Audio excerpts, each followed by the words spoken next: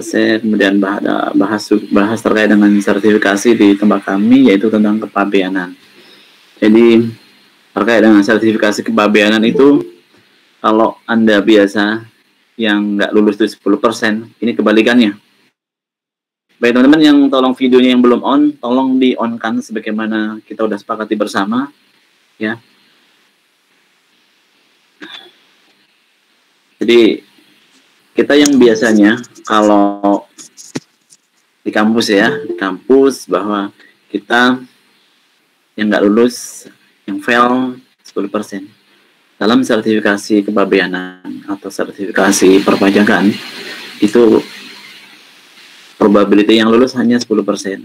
Dan hari ini kita mendiskusikan bagaimana agar kita bisa lulus lebih lagi. Kita targetkan 70% karena ada pengalaman dari sebuah diklat kepabeanan tahun 2015 ada yang bisa lulus 70%. Tapi setelah itu yang lulus 1-2, bahkan pernah ada yang nggak lulus sama sekali. Nah, caranya apa? Kita break it down. Jadi dari 6 buku yang harus kita kuasai dalam waktu 3-4 bulan ini terdiri dari 1591 halaman. Bagaimana cara menguasainya? Ternyata setelah di-breakdown sedikit demi sedikit, kita hanya perlu membaca misalkan buku 1, 3 halaman sehari, buku 2, 2 halaman sehari, karena masing-masing buku mempunyai jumlah halaman yang berbeda. Nah, ternyata dengan kita breakdown seperti itu, kita hanya perlu waktu 26 menit, 25 detik per hari untuk baca. Nah, ya teman-teman, waktu itu saya pernah menyampaikan tentang teori marginal adjustment ya, marginal progress. Ya kan, saya pernah menyampaikan seperti itu.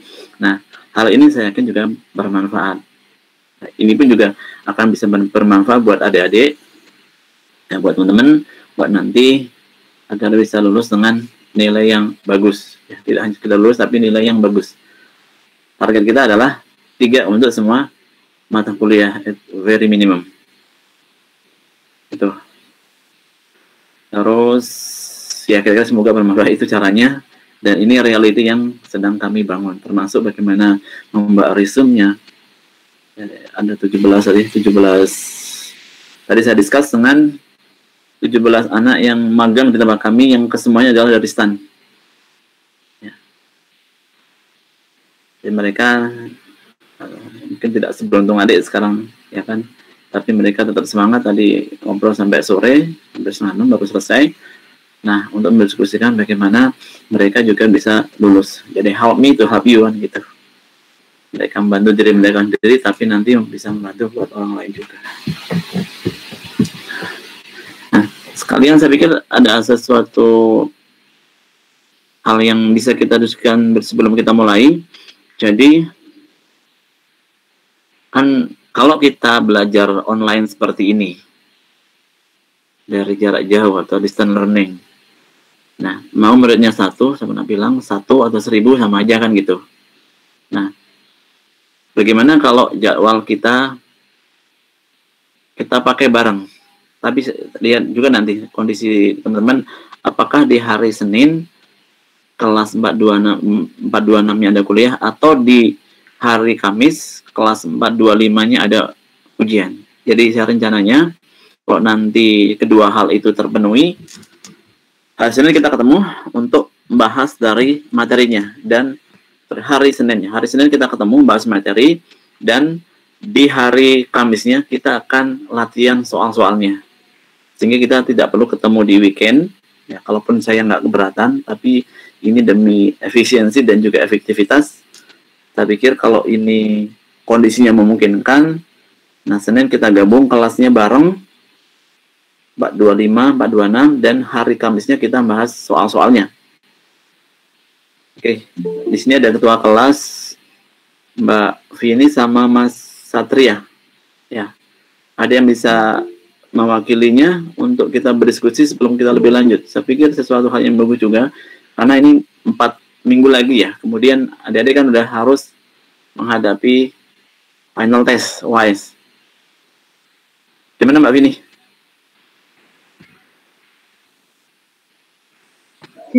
Dari saya kayaknya nggak ada deh Pak. Kenapa? Dari saya kayaknya nggak ada yang ditanya, belum ada yang ditanya. Hari Kamis Mbak kan di 426 kan? Iya. Apakah available di hari Senin paginya? Atau yang dari kelas 425-nya apakah available di Kamis pagi? Kalau hari Senin kelas kami ada 9 SKS Pak, jadwal tetapnya. 9 SKS? Iya. Berarti start dari pagi ya? Dari jam 10 sampai jam 4 sore, lanjut lagi itu malam Pak. Jam 7 sampai jam setengah 10. Iya, oke. Ya, saya nggak memaksakan, tapi kalau misalkan oke, ya. Nah, gimana 425-nya? Apakah di hari Kamis available?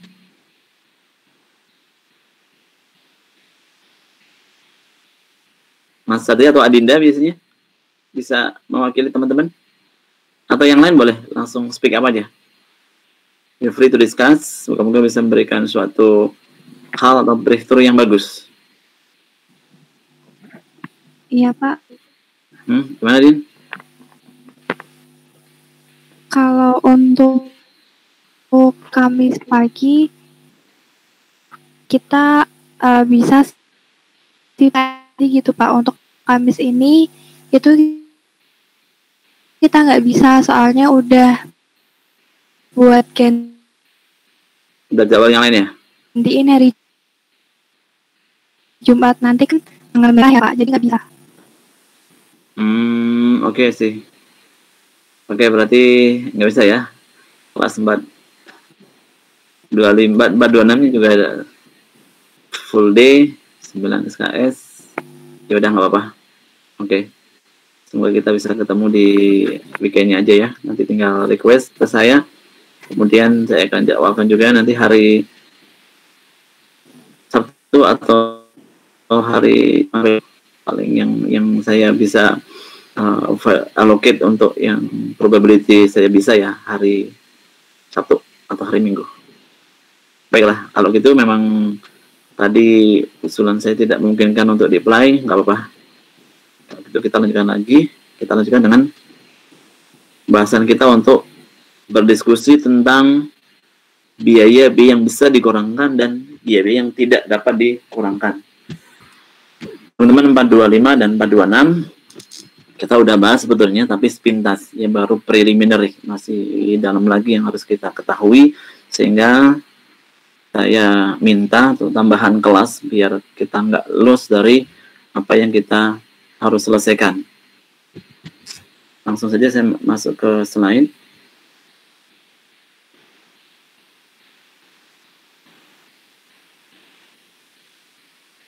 Sama yang hari ini tolong ketua kelas tolong di absen ya.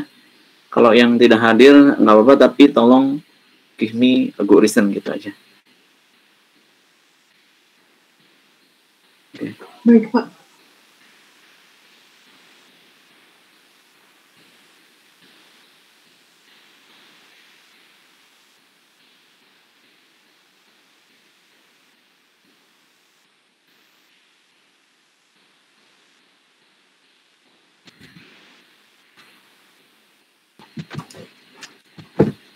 Baik, langsung aja.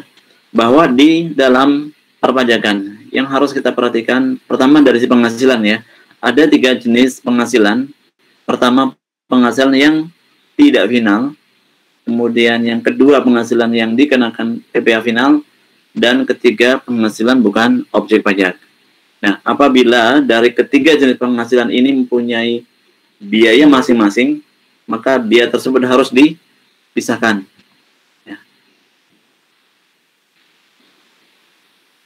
Artinya bahwa ketiga jenis penghasilan itu apabila ada biayanya yang bisa kita transfer secara langsung, yang ada kwitansinya secara langsung kita bisa kaitkan, itu langsung dipisahkan. Akan tetapi apabila kita tidak bisa melakukan pemisahan secara langsung, ya kita tidak bisa membuat segregasi secara langsung, berarti harus dilakukan alokasi. Nanti ada contohnya dan bagian sudah saya bahas sedikit. Nah, seperti itu. Jadi kalau ada biaya yang tergabung dengan ketiga jenis penghasilan itu harus dipisahkan. Caranya bisa langsung atau bisa dengan melakukan allocation principle.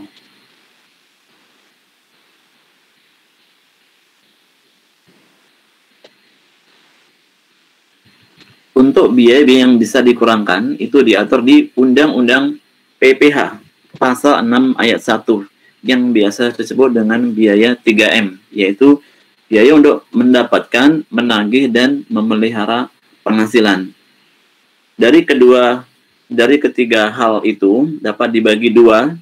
Pertama adalah biaya yang mempunyai masa manfaat tidak lebih dari 1 tahun, berarti pelakuannya merupakan beban pada tahun yang bersangkutan.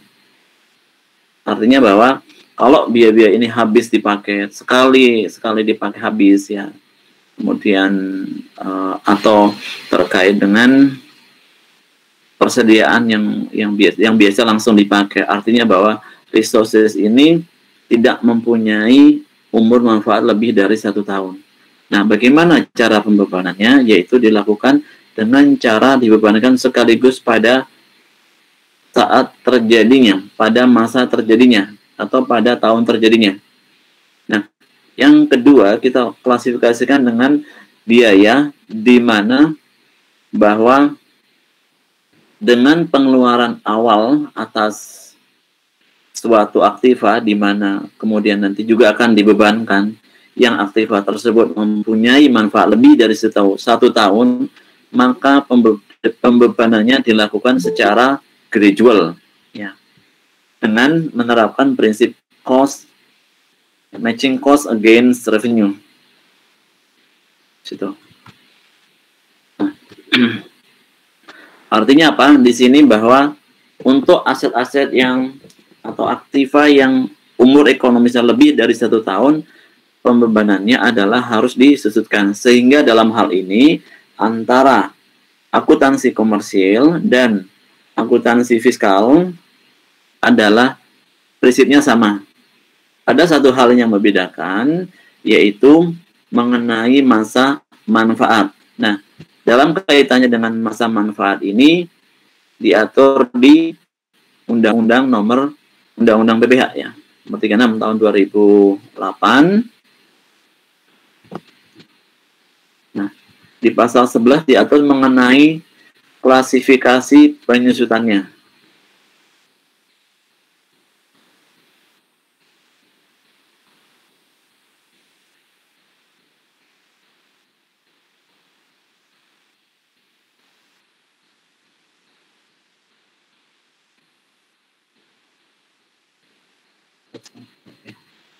Kita lihat bagaimana klasifikasinya.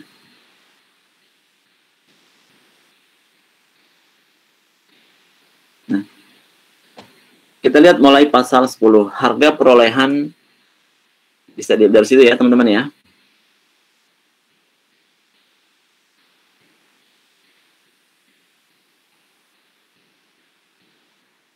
Di pasal 11 ayat 1, harga perolehan atau harga penjualan dalam hal terjadi jual beli yang tidak dipengaruhi hubungan istimewa, sebagaimana dimaksud dalam pasal 18 ayat 4 adalah jumlah yang sesungguhnya dikeluarkan atau diterima. Sedangkan apabila terdapat hubungan istimewa adalah jumlah yang seharusnya dikeluarkan atau diterima. Ini kaitannya dengan pembayaran ya. Pembayaran atau perolehan atau harga penjualan semuanya didasarkan pada jumlah yang sesungguhnya atau yang benar-benar dikeluarkan atau dibayarkan. Nah, ketika terdapat hubungan istimewa, yaitu hubungan afiliasi misalkan antara perusahaan induk dengan perusahaan anaknya, atau perusahaan anak dengan perusahaan anaknya, atau sebaliknya. Nah, hal itu harus dinilai kembali apakah sudah sesuai dengan harga pasar. Ini yang kedua, nilai perolehan atau nilai penjualan dalam hal terjadi tukar-menukar harta adalah jumlah yang seharusnya dikeluarkan atau diterima berdasarkan harga pasar. Jadi acuannya adalah harga pasar pada saat terjadi penjualan atau pembelian. Kalau di sisi sebagai penjual berarti kita akan melihat sebagai nilai penjualan, akan tetapi dari sisi pembelian maka akan kita lihat dari sisi nilai pembelian.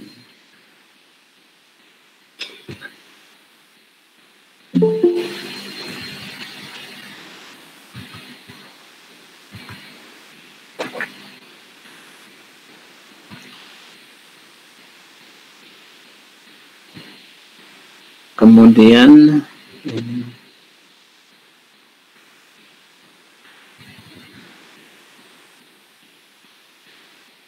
jadi kaitannya dengan perolehan atau pengalihan harta bisa.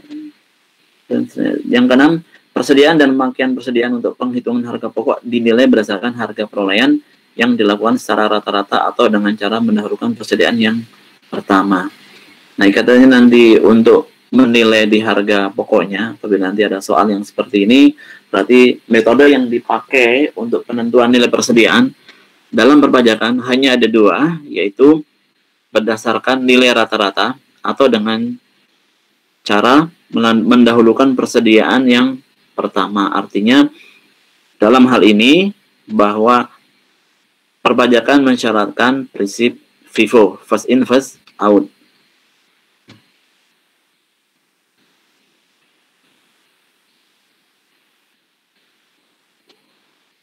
Saya pikir adik-adik masih ingat bagaimana menghitung rata-rata dan first in first out ya. Bisa diulang.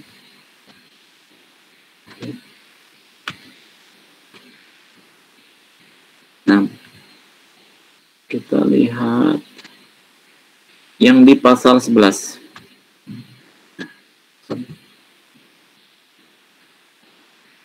Pasal 11. Ayat 1, penyusutan atau pengeluaran untuk pembelian, pendirian, penambahan, perbaikan, atau perubahan harta berwujud, kecuali tanah yang berstatus hak milik, hak guna bangunan, hak guna usaha, dan hak pakai yang dimiliki dan digunakan untuk mendapatkan atau menagih dan memelihara penghasilan, mempunyai masa manfaat lebih dari 1 tahun, dilakukan dengan bagian-bagian yang sama besar selama masa manfaat yang telah ditentukan. Nah, apabila ini yang dimaksud dengan penyusutan yaitu alokasi dari aktiva yang kemudian yang akan dibebankan di dalam tahun-tahun operasi atau selama masa manfaat umur ekonomis. Nah, penyusutan atas pengeluaran harta berwujud dimaksud selain bangunan dapat juga dilakukan dalam bagian-bagian saldo menurun. Nah, artinya bahwa di DJP pertama menghendaki untuk penyusutan dengan menggunakan metode rata-rata atau yang bagian ayat pertama yaitu dengan yang sama besar manfaatnya setiap tahunnya atau dengan menggunakan saldo menurun. Penyusutan atas pengeluaran harta berwujud sebagaimana dimaksud dalam ayat 1 selain bangunan. Kalau bangunan sama ya, bangunan hanya ada 2 pilihan, yaitu dibagi menjadi 2, bangunan permanen dan semi permanen. Kalau permanen umur ekonomisnya adalah 20 tahun, sedangkan untuk bangunan yang semi permanen umur ekonomisnya yaitu 10 tahun. Nah, kemudian yang ketiga, penyusutan dimulai pada bulan dilakukannya pengeluaran. Kecuali untuk harta yang masih dalam proses pengerjaan, penyusutannya dimulai pada bulan selesai pengerjaan harta tersebut. Nah, kita lihat secara normal penyusutan dimulai pada bulan dilakukannya pengeluaran. Pada saat kita beli, sebagai contoh pada bulan Juli ini kita beli, nah penyusutannya adalah dilakukan, startnya adalah mulai bulan Juli.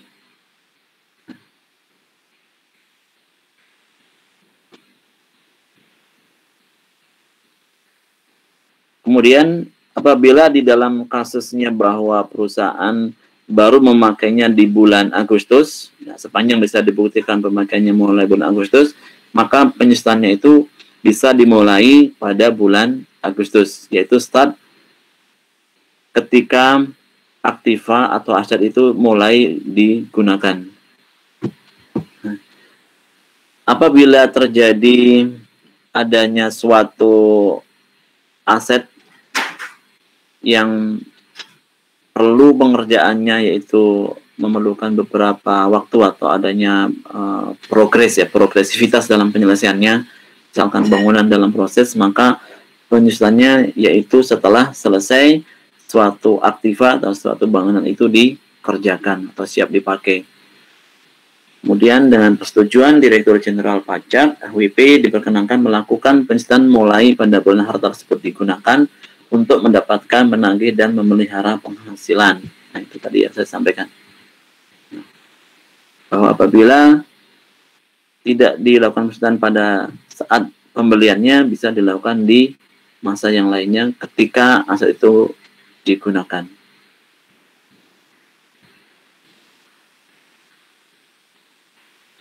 Apabila WP melakukan revaluasi aktiva tetap atau penilaian kembali aktiva berdasarkan ketentuan di pasal 19, maka dasar penyusunan adalah harta, atas harta adalah nilai yang setelah dilakukan penilaian kembali. Jadi yang tadinya misalkan nilainya 1M, kemudian dilakukan revaluasi aktiva tetap menjadi 2M. Ya. Nah, setelah revaluasi itu, maka nilai 2M menjadi dasar untuk penyusunan yang baru.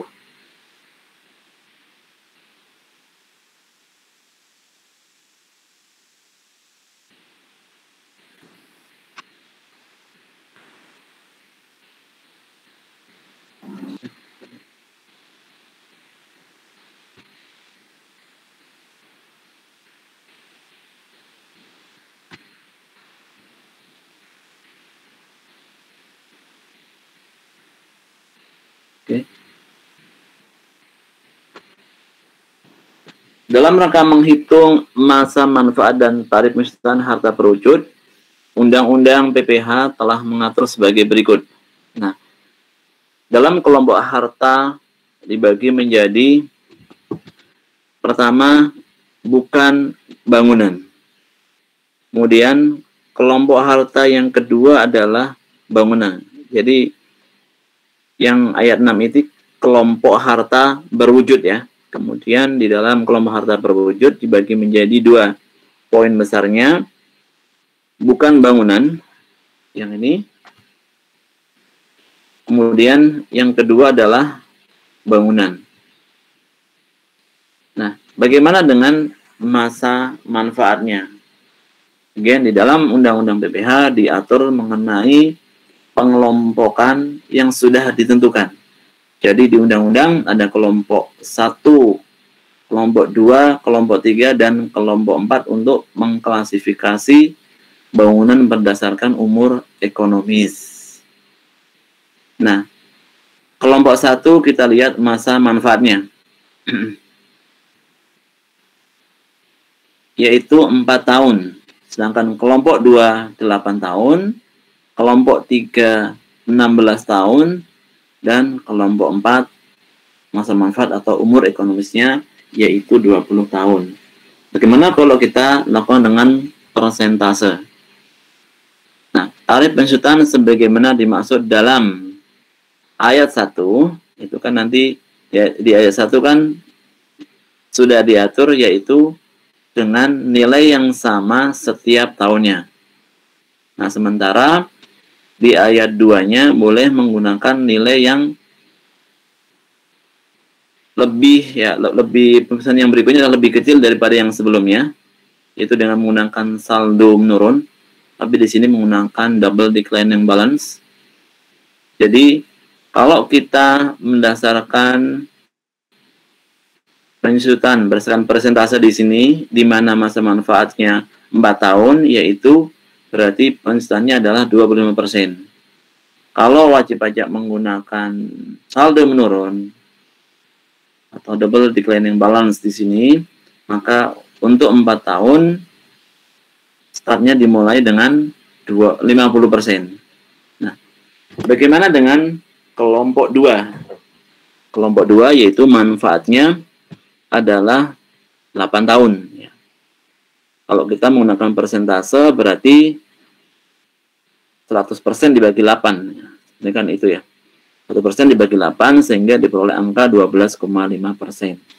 Nah, sedangkan untuk double declining balance-nya dengan umur ekonomis 8 tahun, maka penyusutan pada saat pertama kali yaitu 25%. Ya. Yang berikutnya juga sama 25%, tapi bisnya berbeda ya, dasar penyusutannya. Kalau yang menggunakan average atau nilai yang sama setiap tahunnya, berarti dasar penggunaannya sama, dasar penyusutannya sama. Tapi kalau yang menggunakan double declining balance, berarti saldonya yang berbeda. Kalau misalkan nilai asetnya adalah 50 miliar. 10 miliar, 1 miliar, 1 miliar, kemudian menggunakan double declining balance tahun pertama berarti 1M dikalikan 50M. Nah, kemudian baru tahun kedua 50M dikalikan dengan 500 juta. 500 juta dikalikan dengan 50% dan seterusnya. Ya, jadi dikurangi dasar perusahaan dengan perusahaan yang sudah dilakukan tahun sebelumnya. Untuk kelompok 3, yaitu umur ekonomisnya 16 tahun, atau rata-ratanya adalah 6,25%, dan double declining balance-nya 12,5%. Jadi, kalau kita lihat, misalkan double declining balance, kita lihat rata-ratanya, berarti nanti double declining balance tinggal dikalikan 100% ya.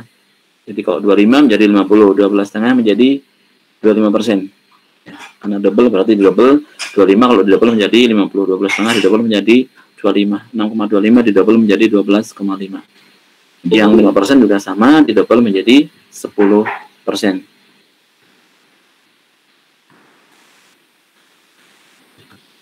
Oke, yang berikutnya bagaimana dengan bangunan? Untuk bangunan diklasifikasikan menjadi 2, yaitu bangunan yang bersifat permanen, di mana umur ekonomisnya 20 tahun, sehingga dengan persentase penyusutannya adalah 5%.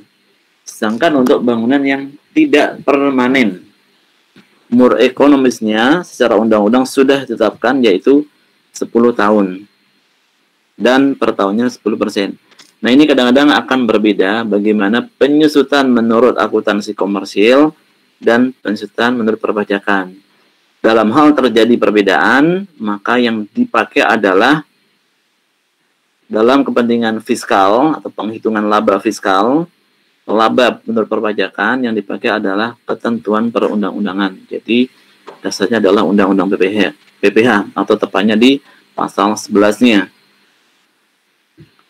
Bagaimana dengan masa manfaatnya yang berada di tengah-tengah, misalkan 6 tahun. 6 tahun, kemudian bagaimana yang 12 tahun? Ya. Ini lebih detailnya nanti ada di ketentuan. Kalau sepanjang dia tidak termasuk dalam klasifikasi, nanti boleh dipilih ke 4 tahun atau boleh dipilih ke 8 tahun. Tapi kalau misalkan 3 tahun berarti harus masuk ke 4 tahun. Kalau 5 tahun berarti harus masuk ke 4 tahun. Tetapi harus lihat detail per detailnya, apakah aktiva ini masuk di penyusutan 4 tahun atau penyusutan di 8 tahun. Jadi tidak semata-mata menurut akuntansi adalah 5 tahun, tetapi ternyata di dalam daftar klasifikasi penyusutan yang ditentukan oleh DJP yaitu berbeda. Karena di situ ada lebih detailnya. Lebih detail mengenai jenis-jenis harta-harta mana yang masuk kelompok 1, kelompok 2, dan kelompok 3, serta kelompok 4. Saya coba carikan dulu listnya, tentunya. Ya, nanti adik-adik lebih memahami. Izin Pak, untuk teman saya atas nama Salsabila Lolitasari minta di accept Pak. Minta di accept, oke, sebentar.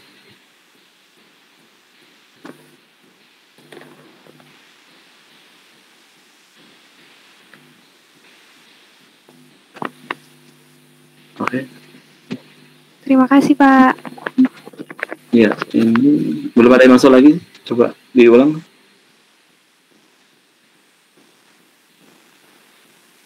Bisa minta Bentar, tolong? Pak. Coba saya tanyain. Oke.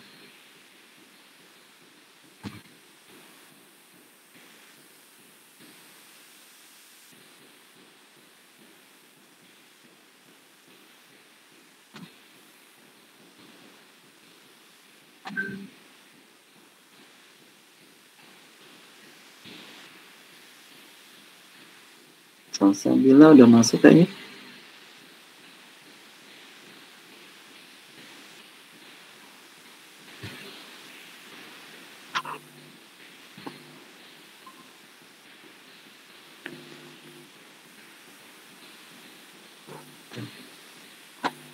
Kalau ada pertanyaan silakan dari teman-teman, saya sambil download filenya.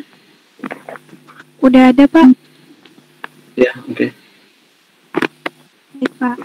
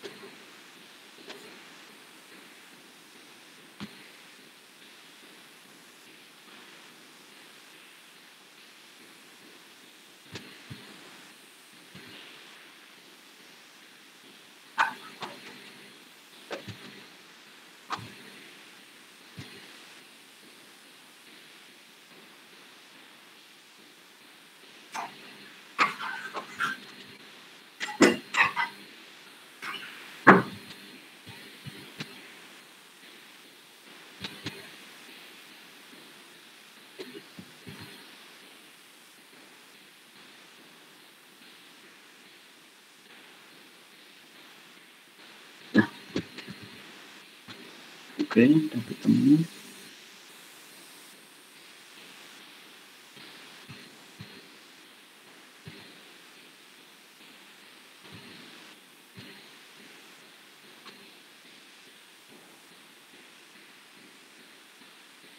Kecil ya kamu, aku download dulu sebentar.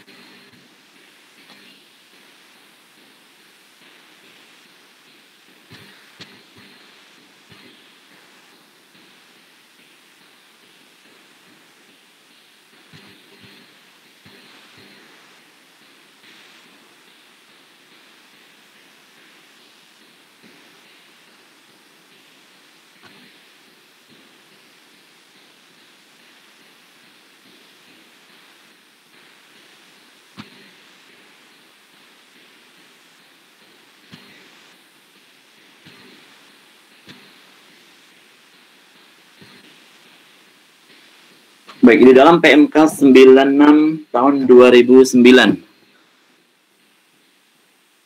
Menteri Keuangan mengatur mengenai jenis-jenis harta yang termasuk dalam kelompok harta berwujud bukan bangunan untuk keperluan penyusutan. Nah, kita lihat di sini mana-mana yang harta yang termasuk di dalam kelompok 1, 2, 3, dan 4. Nah,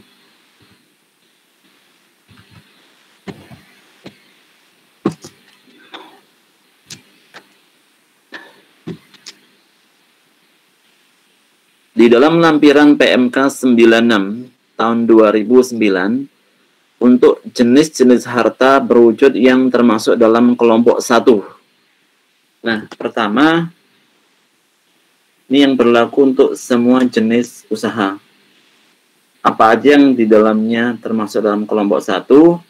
Yaitu pertama, yang A, mebel dan peralatan dari kayu atau rotan, termasuk meja, bangku, kursi, lemari, dan sejenisnya yang bukan bagian dari bangunan. Yang kedua, yang termasuk dalam kelompok 4 tahun ya, karena ini kelompok 1, berarti ada mesin kantor seperti mesin tik, mesin hitung, duplikator, mesin fotokopi, mesin akunting, komputer, printer, scanner, dan sejenisnya. Yang termasuk kelompok 1 lagi, yaitu perlengkapan lain seperti amplifier, tape, video recorder, televisi. Yang D, sepeda motor, sepeda becak, alat perlengkapan khusus, jigs, molds, mutu cetakan, kemudian alat-alat komunikasi seperti pesawat telepon, faksimil, telepon seluler, dan sejenisnya. Itu termasuk dalam kelompok harta yang mempunyai manfaat 4 tahun. Nah, untuk jenis usaha yang terkait dengan pertanian, perkebunan, dan kehutanan, alat yang digerakkan bukan dengan mesin seperti cangkul, peternakan, perikanan, dan garu, dan lain-lain. Jadi ini acuannya adalah alat yang digerakkan bukan dengan mesin. Industri makanan, mesin ringan yang dapat dipindah-pindahkan. Contohnya huler, pemecah kulit, penyosok, pengering, dan seterusnya, transportasi, dan pergudangan. Nah, ini penting yang sering-sering kali muncul terkait dengan mobil taksi, bus, truk yang digunakan sebagai angkutan umum. Ya, ini bisa tolong diperhatikan bagaimana nanti ada klasifikasi terkait dengan transportasi terutama. Ya, transportasi bahwa mobil taksi ya, kalaupun mobil secara umum masuk ke kelompok 8, tapi khusus untuk mobil taksi apabila wajib pajak itu bergerak di bidang transportasi, maka penuntutannya adalah 4 tahun, termasuk bus atau truknya. Terus kita lihat yang 8 tahun, nanti silakan dibaca lebih detailnya. Bagaimana dengan kelompok 2? Nah, di dalam kelompok 2 atau yang umur ekonomisnya 8 tahun, yang baris pertama, nomor 1, yaitu berlaku untuk semua jenis usaha. Jadi apapun industrinya atau semua jenis usaha ini, maka kalau ada aktiva yang di dalam sini, ya, berarti ini nanti umur ekonomis dari aktiva itu adalah 8 tahun. Contoh mebel dan peralatan dari logam, termasuk meja kayu. Ini kata kuncinya logam. Kemudian ada mobil, bus, dan truk. Tadi ada perbedaan untuk perusahaan transportasi. Berarti dia masuk ke kelompok umur 4 tahun. Tetapi kalau yang memiliki kendaraan ini merupakan selain dari jenis usaha transportasi, maka umur ekonomisnya adalah 8 tahun, yaitu untuk mobil, bus, truk, speedboat, dan sejenisnya. Itu yang poin-poin yang penting, yang sering terjadi salah di situ. Nah, kemudian untuk yang kelompok 3 atau 16 tahun, yaitu mesin-mesin yang dipakai dalam bidang pertambangan, termasuk mesin-mesin yang untuk pengolah produk pelikan. Ini lebih ke arah jenis-jenis perusahaan tertentu. Pertambangan, pemintalan, pekayuan, jadi klasifikasi untuk semua jenis usaha di sini tidak ada.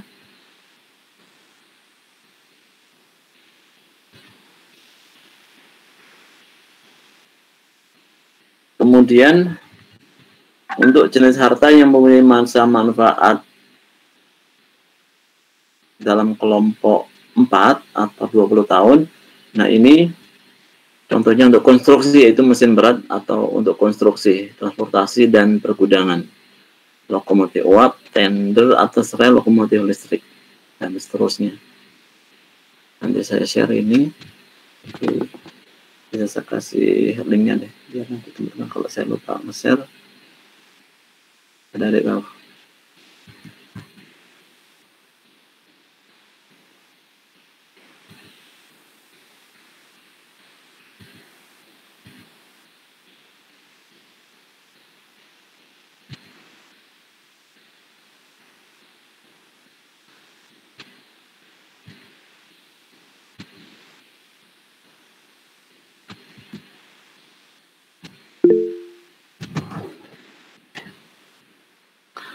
Nah, itu teman-teman untuk yang pensiunan ya. Jadi jangan dilihat dari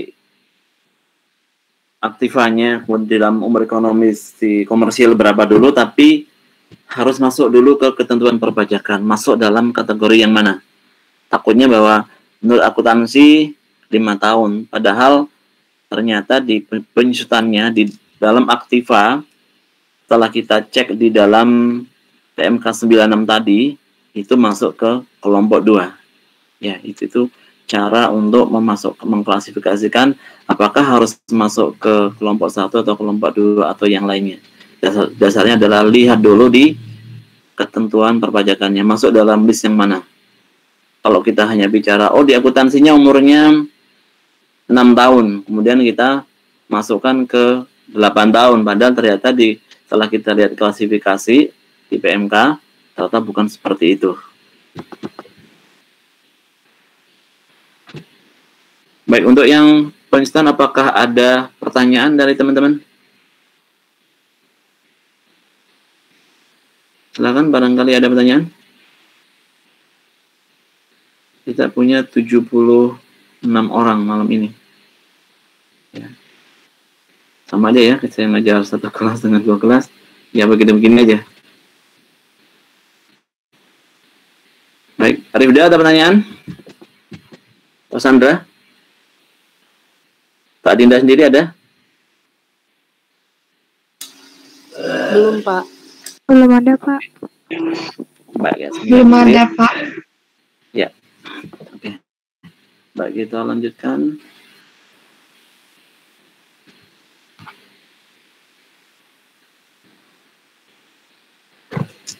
Oke, kita masuk ke biaya-biaya yang lainnya.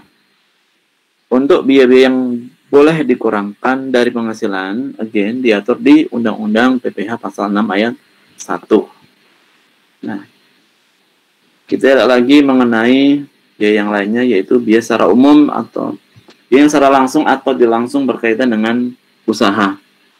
Itu pernah saya sampaikan mengenai ada biaya yang langsung dan tidak langsung. Contoh biaya langsung di sini ada biaya pembelian bahan atau direct material, kemudian juga ada biaya langsung yang lainnya itu biaya tenaga kerja. Kemudian ada biaya-biaya ya yang nanti harus diperhatikan karena kalau kita melihat namanya bisa merupakan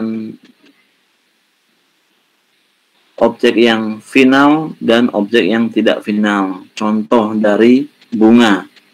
Nah, bunga ini ada biaya bunga yang dikenakan final dan ada biaya bunga yang tidak dikenakan final. Berarti dikenakan PPh pasal 23. Biaya bunga yang dikenakan final biasa dalam soal perusahaan menabung ada punya rekening di bank. Nah, kemudian ada biaya bunganya.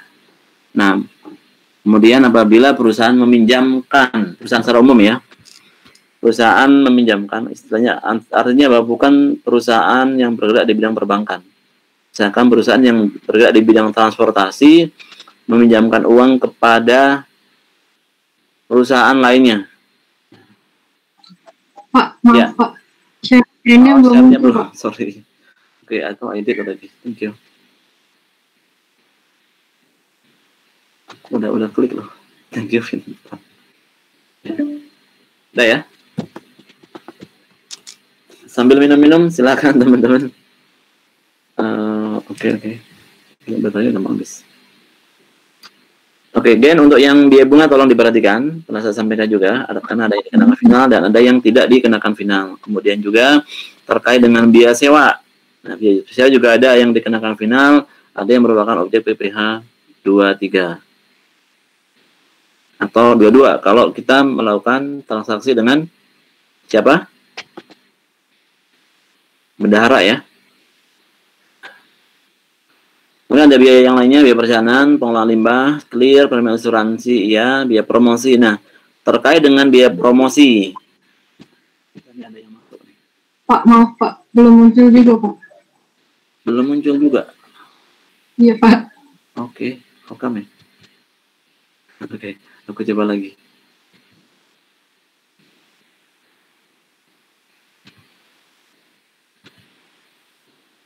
Sudah, Vin? Mungkin lagi proses internet connection lagi. Oke, Pak. Udah masuk, Pak. Oke, thank you guys. Nah, jadi tolong perhatikan nanti ya, kalau ada biaya bunga, biaya sewa, cek lebih lanjut apakah merupakan objek final atau tidak final.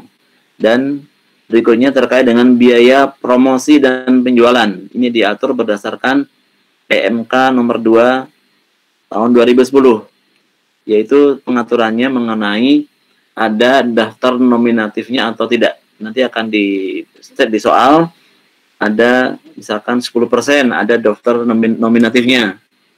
Kan separuhnya ini nggak ada daftar nominatifnya, jadi yang bisa diakui adalah separuhnya. Daftar nominatif itu artinya ada suatu list yang terdiri dari nama penerimanya, nama, alamatnya, kemudian NPWP. Dan NPWP itu menjadi penting. Nah, ini case di perusahaan perbankan yang pernah saya tangani, tidak ada, kan perusahaan perbankan kan banyak beriklan kan ya. Ternyata di dalam list nama-namanya itu tidak terdapat NPWP-nya. Nah, ini yang menjadi bermasalah karena atas biaya ini kemudian tidak bisa diakui sebagai pengurang dari penghasilan.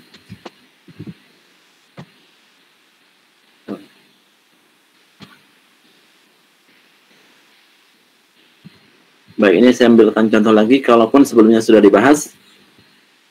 Sebuah dana pensiun. Nanti barangkali soalnya juga ada seperti ini. Kita coba perhatikan kembali. Ada dana pensiun yang pendiriannya sudah disahkan oleh Menteri Keuangan. Pada tahun 2017 memperoleh penghasilan bruto sebesar PPh final 300 juta. PPh tidak final, PPh tidak final 300 juta. Kemudian PPh finalnya 100. Penghasilan bukan objek pajak 100. Total income selama tahun 2017 yaitu sebesar 500 juta. Nah, kaitannya dengan biaya besarnya biaya untuk mendapatkan, menagih, dan memelihara penghasilan, ini harusnya seperti terkait dengan objek pajak yang tidak final adalah 300 juta. Nah, kemudian biaya yang boleh dikurangkan adalah sebesar 180.000. Bagaimana cara ngitungnya? Yaitu pakai proporsional. Jadi pembilangnya adalah 300 juta yang merupakan penghasilan objek pajak tidak final, dan penyebutnya adalah gabungan dari semua penghasilan, yaitu penghasilan yang tidak final, final, dan bukan objek pajak. Sehingga kalau diproporsi adalah 300 juta dibagi dengan 500 juta dikalikan dengan total biaya. Kalau disimplifikasi atau lakukan penyederhanaan, makanya angkanya akan langsung jadi 3/5. Saya pikir ini gampang ya, kalau aritmatik sudah dipelajari. Kemudian biaya sebesar 120 juta. Ini kaitannya dengan objek pajak final dan objek pajak yang bukan objek pajak. Sehingga yang 120 juta itu tidak boleh dikurangkan. Ya, karena tidak memiliki hubungan dengan penghasilan yang objek pajaknya tidak final. Oke, kita lanjut dengan yang berikutnya. Ini tadi udah, ya.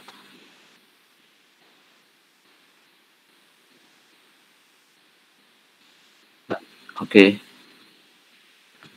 Baik, teman-teman, untuk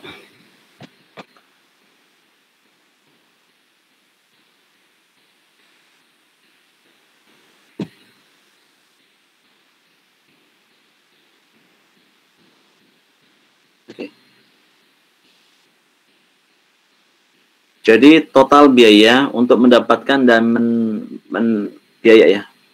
mendapatkan, menagih, dan memelihara penghasilan 300 juta ini untuk mendapatkan penghasilan sebesar 500 juta yang terdiri dari penghasilan yang tidak final, kemudian final, dan bukan objek pajak. Nah, atas biaya sebesar 300 juta ini tidak boleh langsung dikurangkan dari penghasilan yang tidak final. Again, yang kita hitung di sini, ya, yang bahasan kita adalah mengenai penghasilan yang tidak final. Nah, artinya apa? Bahwa kaitannya dengan hal tersebut, maka hanya biaya-biaya yang terkait dengan penghasilan yang tidak final yang boleh dikurangkan dari penghasilan yang tidak final tersebut. Nah, di dalam contoh ini ada dana pensiun yang tahun 2017 yang mempunyai 3 jenis pendapatan, yaitu yang merupakan objek pajak tidak final sebesar 300 juta, kemudian objek pajak final sebesar 100 juta, dan bukan objek pajak sebesar 100 juta. Sehingga totalnya adalah 500 juta. Akan tetapi, terdapat informasi bahwa untuk memperoleh penghasilan sebesar 500 juta diperlukan biaya.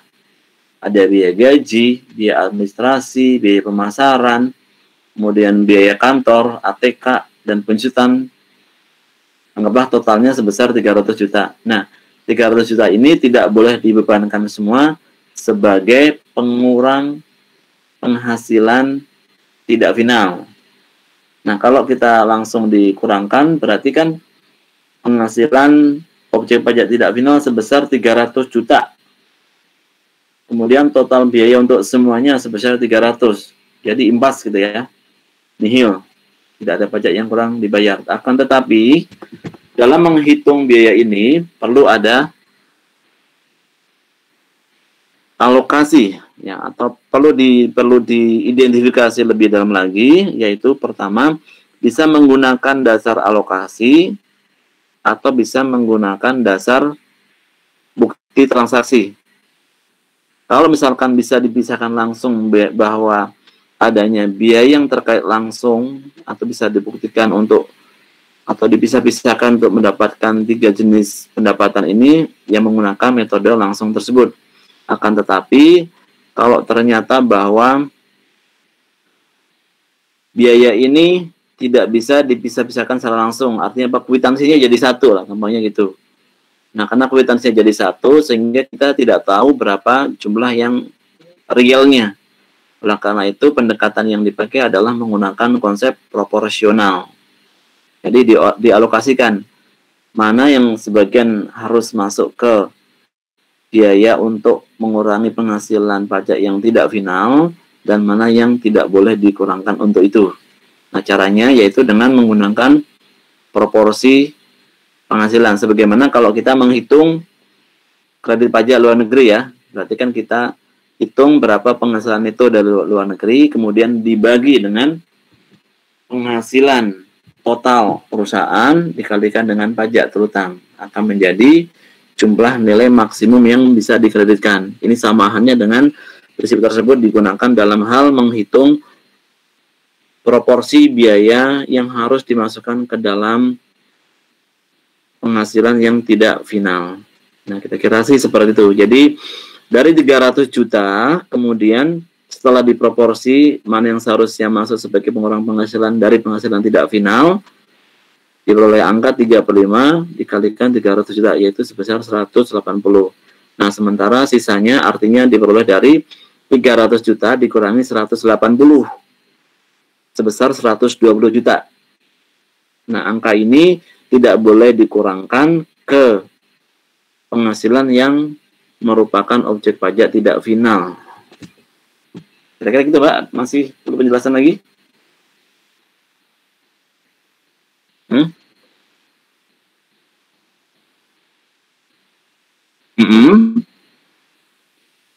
Penghasilan, betul.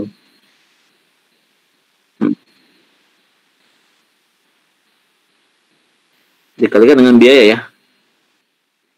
Nah, ini kebetulan nih untuk objek pajak tidak final penghasilannya sama dengan jumlah biayanya. Kayak gitu. Jadi yang dipakai adalah proporsi penghasilannya, kemudian dikalikan dengan biaya. Biasa keseluruhan ya, sehingga nanti diperoleh mana yang harus masuk ke pajak yang tidak final, mana yang masuk ke selainnya. Tapi yang selainnya kan nggak perlu dihitung. Kenapa tidak perlu dihitung? Karena untuk objek pajak final, kan DPP-nya dari nilai gross-nya, jadi nilai 100 juta. Karena di sini kita menghitung penghasilan neto yang tidak final, ya, kan dihitung dari penghasilan netonya ya. Jadi pajaknya kan dihitung dari penghasilan neto. Again, untuk penghasilan pajak yang tidak final, penghasilan objek pajak yang tidak final, dasar pengenaan pajaknya adalah laba netonya sebelum pajak, ya, atau PHKP atau DPP-nya. Tetapi untuk penghasilan yang dikenakan final, dasar pengenaan pajaknya adalah nilai keseluruhannya, nilai totalnya. Jadi kalau kita bicara mengenai biayanya terkait dengan objek pajak final, tidak relevan lagi karena kita tidak menghitung dari penghasilan netonya untuk menghitung pajak yang terutang. What do you think, guys? Cukup clear? Ulina, gimana nih? Cukup?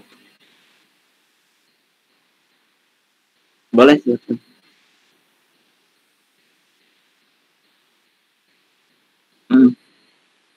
Oh, boleh. Ya, thank you. Nice. Yuk, kita bahas bareng-bareng. Kalau ada yang lain, boleh juga. Ya.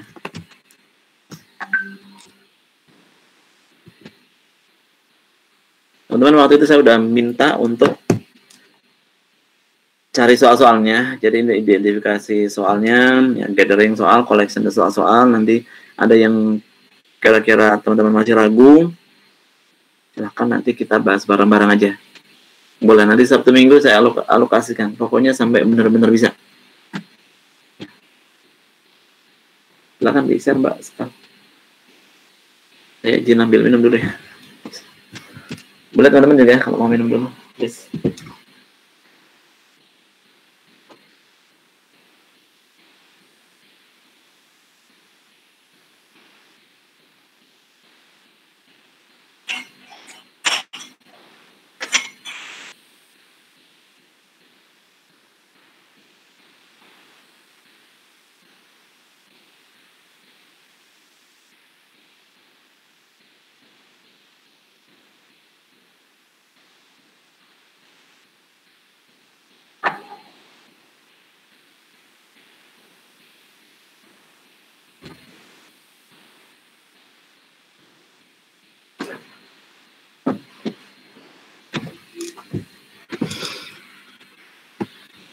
Oke, Mbak, silakan, Mbak.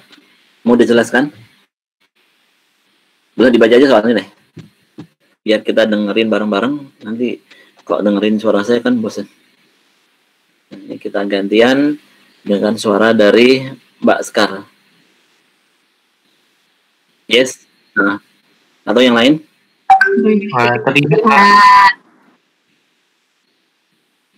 Boleh full screen atau itu bisa?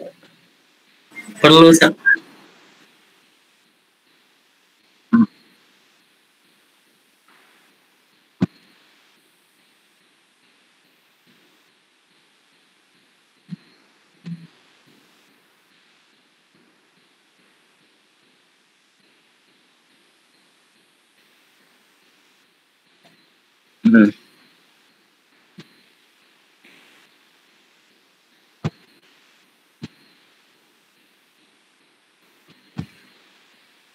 Oke.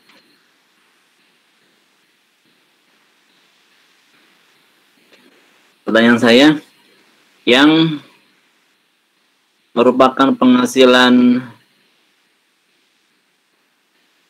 tidak final siapa? Yang ini kan sebetulnya kaitannya dengan penghasilan final ya. Ini kan ada dua sisi ya. Ada dua sisi, yaitu yang punya bangunan, benar kan? Kemudian satu lagi adalah sebagai penyewanya atau PT rumah. Jadi di sini rumah masa depan menyewa bangunan. Kemudian misalkan yang mempunyai bangunan PT ABC. Ya enggak? Nah, kemudian PT ABC dalam hal ini penghasilan dari sewa ini merupakan penghasilan final atau tidak? Final, Pak, karena sewa gedung bangunan. Sewa tanah dan bangunan. Oke. Nah. Oke. Baik. Kemudian bangunan tersebut digunakan untuk memerankan miniatur apartemen dan jasa sekaligus merupakan kantor jasa konsultasi dalam menghitung penghasilan neto biaya sewa tersebut. Di situ ada penghasilan lain nggak yang ada informasi mengenai penghasilan yang diterima oleh PT Rumah Masa Depan. Sorry, Bapak Mesir terjadi.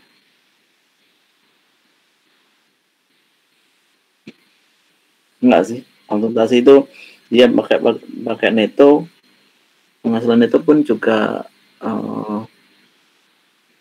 boleh sih konsultasi pakai penghasilan neto. Boleh. Untuk konsultasi yang individu ya, tapi kalau dia PT lah, PT ini berarti dia harus pembukuan. Nah, clear dia merupakan PT, badan usaha, BP badan, sehingga wajib melaksanakan pembukuan. Jadi untuk menghitungnya harus menggunakan akuntansi ya, dasar akuntansi dia atau pembukuan.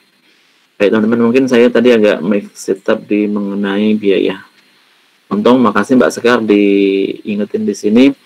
Jadi kaitannya dengan biaya teman-teman. Ini kita harus bedakan. Kalau penghasilannya ini memang penghasilan kaitannya dengan PPh final ya. Jadi bagi yang mempunyai asetnya ini, yang mempunyai apa sini ruko ya. Ya apalah, bangunan di sini, bangunan tadi PT ABC penghasilannya merupakan objek final, tapi bagi yang menyewa dia kan membayar sewa. Kalau kemudian nanti dipotong final atau enggaknya kan sebenarnya tidak ada hubungannya dengan biayanya kan gitu. Nah, kaitannya yang perlu kita identifikasi di sini adalah dari penghasilan yang diperoleh PT Rumah Masa Depan ini, apakah di dalam keterangan ini ada yang menyebutkan atau yang bisa kita kaitkan terkait dengan penghasilan yang final dan tidak final. Gitu kan? Nah, kita lihat di sini satu-satu bangunan tersebut dipergunakan untuk memamerkan miniatur apartemen. Kemudian sekaligus merupakan kantor konsultasi. Jadi untuk memamerkan miniatur apartemen. Apakah dia memperoleh penghasilan tidak final? Atau final di sini memamerkan miniatur apartemen, memamerkan, saya pikir enggak, bukan final kan gitu. Kemudian sekaligus merupakan kantor jasa konsultasi. Nah, saya pikir di sini jawaban saya adalah dapat dikurangkan seluruhnya. Ya. Biasanya dapat dikurangkan seluruhnya. Tadi yang kaitannya dengan yang sini ya. Tadi saya menerangkan mengenai harus hati-hati kalau ada biaya bunga sewa gitu ya. Itu kalau nanti di dalam perusahaan itu juga memperoleh penghasilan kaitannya dengan adanya pendapatan bunga atau pendapatan sewa, harus hati-hati. Tapi kalau misalkan kasusnya seperti soal yang di sini ya, soal yang Mbak Sekar sampaikan di sini, karena penghasilan yang diperoleh PT Rumah Masa Depan telah kita identifikasi di sini bukan merupakan penghasilan final, jadi atas biaya sewa sebesar 50 juta per tahun semuanya dapat dikurangkan dari penghasilan. Gitu. Ya. Biaya sewanya enggak, Mbak. Kan dia sebagai usernya kan beda. Yang final ini bagi yang memperoleh penghasilan. PT Rumah Masa Depan kan bayar ya.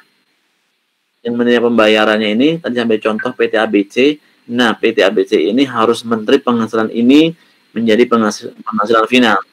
Kemudian apabila di dalam pengelolaannya ini misalkan nanti ada PBB-nya, kemudian ada perawatannya, ya ada listriknya, yaitu nanti tidak boleh dikurangkan dari penghasilan yang merupakan objek final karena dari penyewaan tanah dan atau bangunan. Ya, clear teman-teman, kira-kira gitu ya. Makasih soalnya Mbak Sekar. Kalau ada yang lain, dengan senang hati kita akan diskusikan bareng-bareng.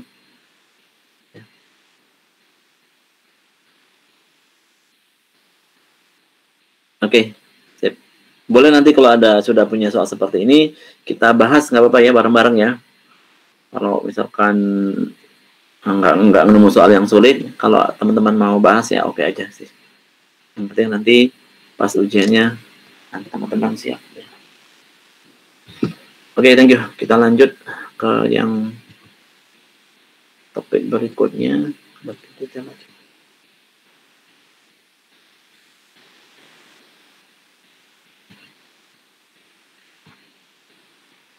Oke, waktu itu saya sudah sampaikan juga yang konsep ini, ya. Ada penghasilan bruto, final, merupakan objek tidak final, final dan bukan final. Kemudian mana dia yang boleh dikurangkan hanya yang terkait dengan objek pajak tidak final. Kenapa objek tidak final? Karena cara menghitung penghasilannya berasal dari penghasilan itu. Bagaimana memperoleh penghasilan itu? Yaitu dikurangi dengan biaya-biaya. Sedangkan penghasilan bruto objek pajak final, pengenaan pajaknya adalah dari nilai brutonya, sehingga biaya tidak relevan. Demikian pula untuk bukan objek pajak, tidak perlu dihitung lagi karena nggak ada pajaknya. Jadi biaya di sini pun juga tidak relevan. Kira-kira seperti itu kamu cara memahaminya.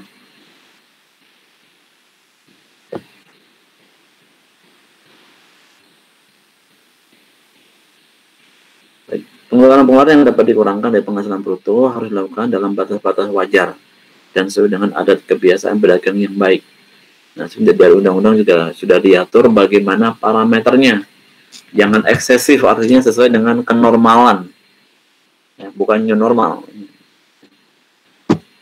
Kalau ada new normal kayak gini, misalnya ada biaya yang baru sih, ya maksudnya hal-hal sesuatu yang tidak biasanya, tidak normal dalam arti bukan seperti sekarang ya. Apabila terdapat pengeluaran yang melampaui batas kewajaran, kemudian ada hubungan istimewa, maka harus dicek mengenai nilai wajarnya itu, yaitu biasanya acuan dari DJP menggunakan harga pasar.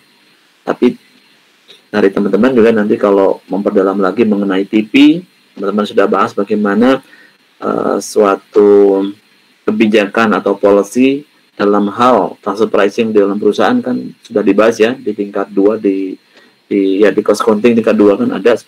Nah, ini nanti bisa jadi bukan harga pasarnya, tapi harus bisa dibuktikan. Itu yang penting di situ. Tapi again bahwa yang dipakai adalah harga pasarnya.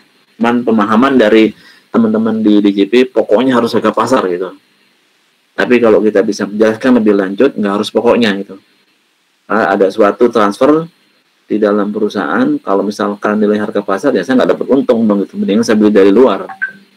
Gitu. Ada analisis trade-off-nya lah. Pokoknya lebih dalam lagi. Cuman yang perlu saya sampaikan di sini, karena di dalam benak orang-orang DJP bahwa kalau transfer pricing itu harus menggunakan harga pasar.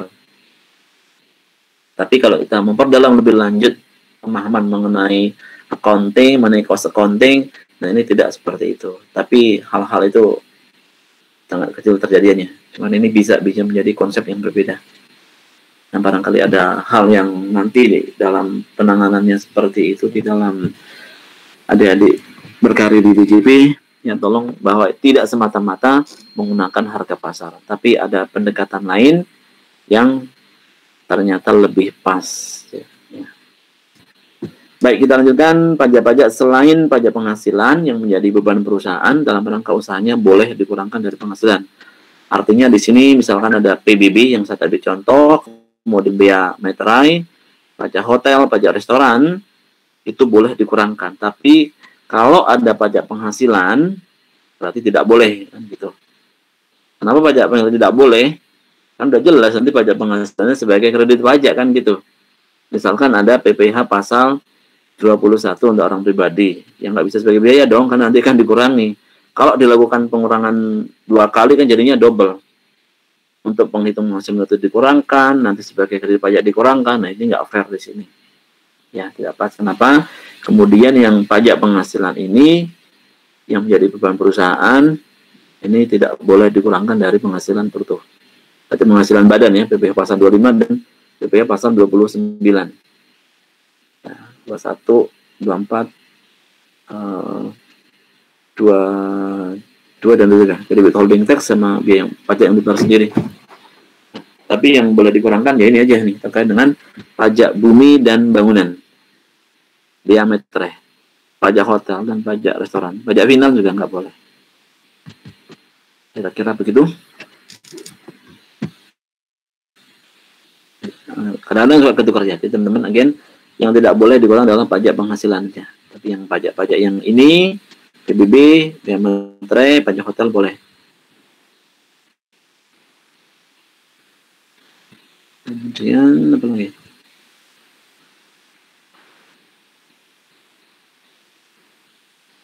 Oke, untuk PPN. Nah, kita lihat PPN.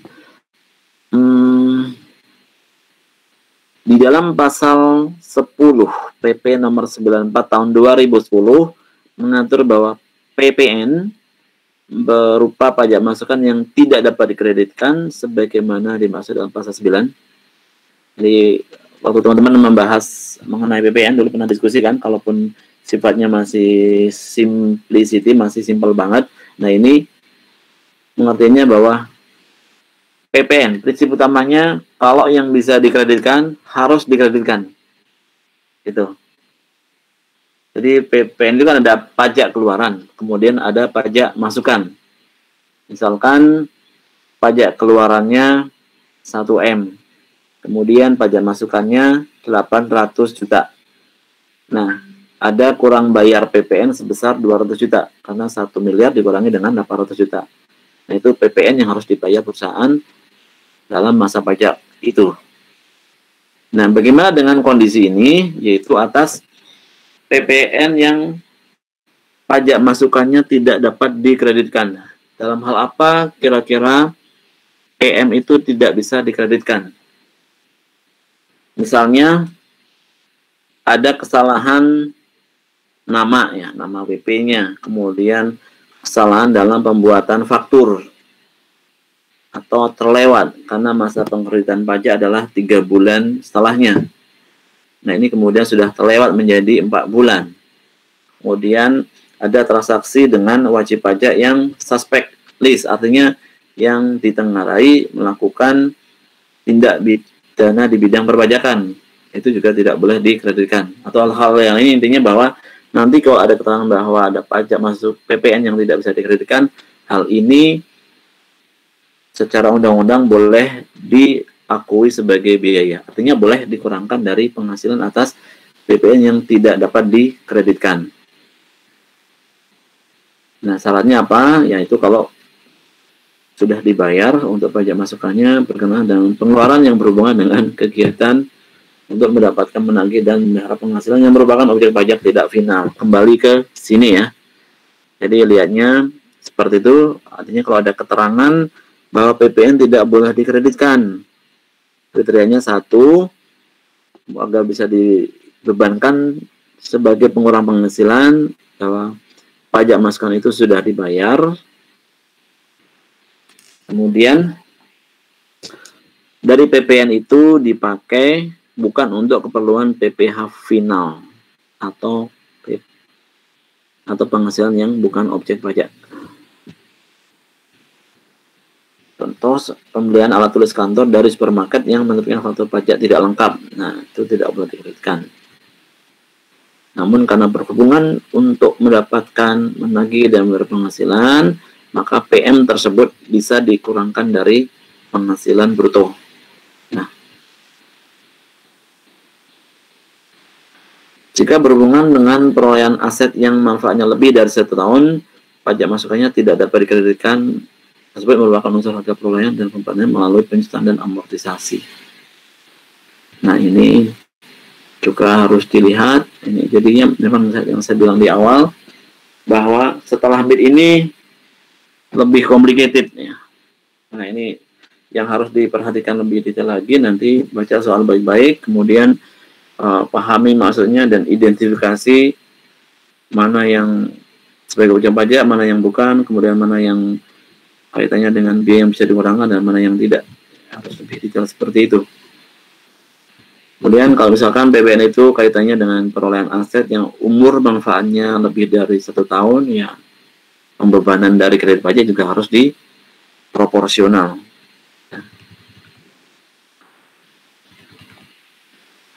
Baik, penyusutan tadi sudah saya jelaskan lebih lanjut.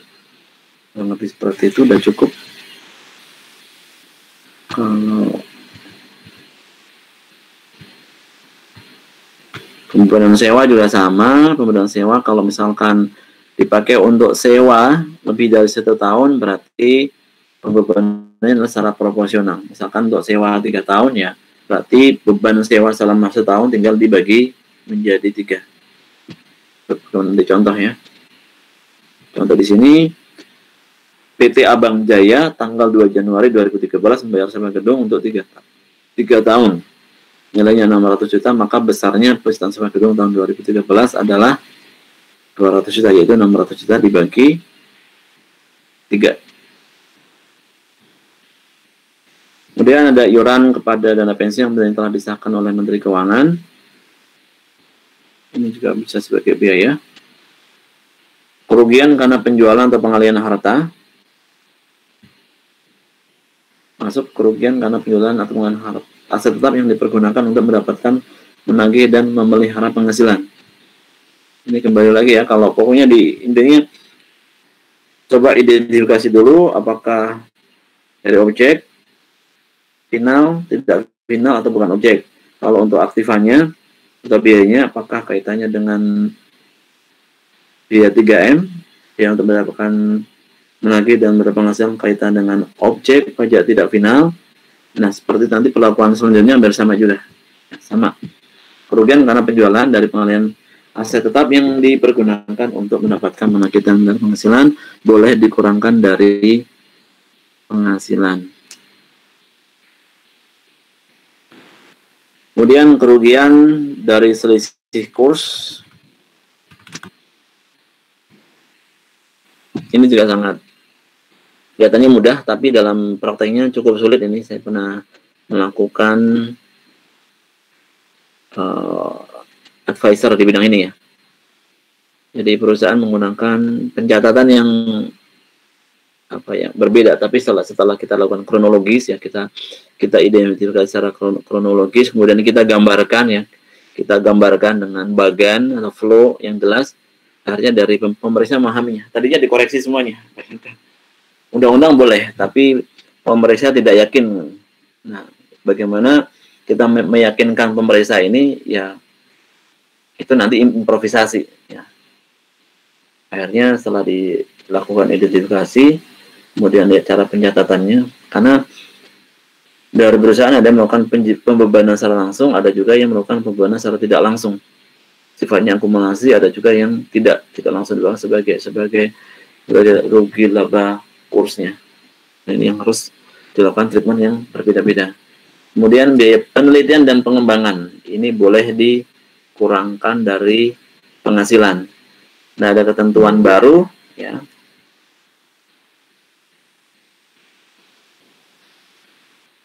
Ada ketentuan baru mengenai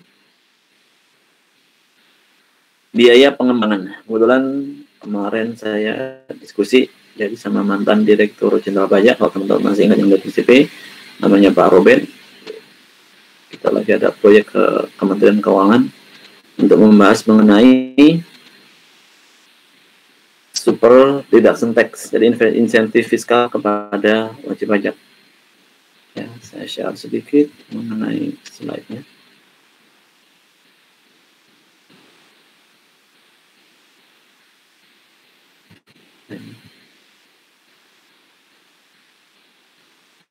Teman-teman bisa lihat ya, kelihatan di situ? Kelihatan Pak. Baik. Nah, ini ada perlakuan baru mengenai biaya terkait dengan riset dan pengembangan. Nah, pemerintah memberikan insentif yaitu untuk biaya pengembangan SDM, pembebanannya yaitu pemerintah yang memberikan namanya super deduction tax. Artinya kalau pengeluarannya dulu 100%, anggaplah pengeluaran 1 miliar. Secara normal kan hanya boleh dibebankan 1 miliar. Tapi dengan adanya ketentuan ini, yang pengeluaran sebenarnya 1M ini, kemudian dalam pencatatan pengurangan dari penghasilan perusahaan, ini menjadi 2 kalinya. Berarti menjadi 2M ya, atau 200%. Nah, ini dalam kaitannya dengan super reduction tax. Nah, lebih heboh lagi di biaya penelitian dan pengembangan. Kalau yang Anda keluarnya 100%, di dalam hal kaitannya dengan penelitian dan pengembangan, pemerintah memberikan super deduction tax yaitu 300%. Jadi kalau pengeluaran biaya R&D-nya itu 1M, di dalam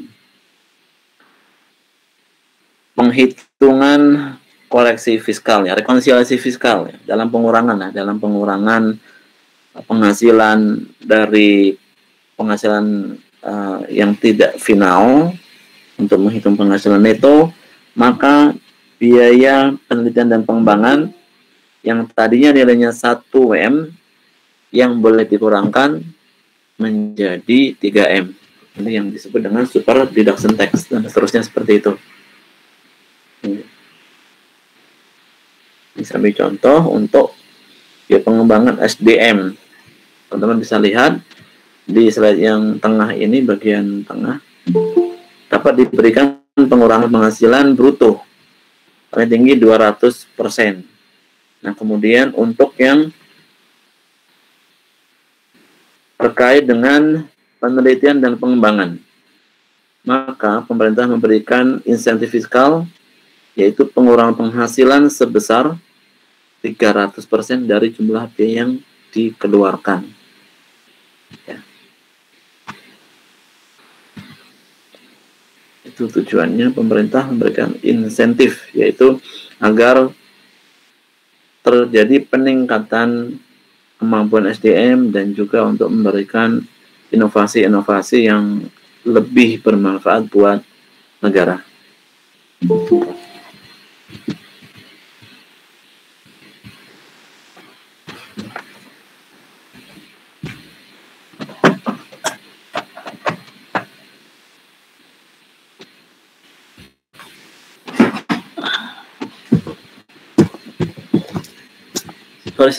Sedikit agak gelap.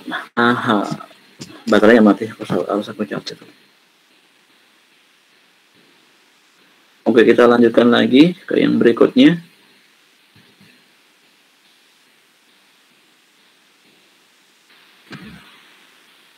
Kalau ada pengeluaran terkait dengan beasiswa, wajib pajak juga boleh melakukan pengeluaran. Ya, tadi pengembangan sudah masuk, kemudian beasiswa, magang dan pelatihan ya. Tadi yang terkait dengan slide yang saya sampaikan tadi.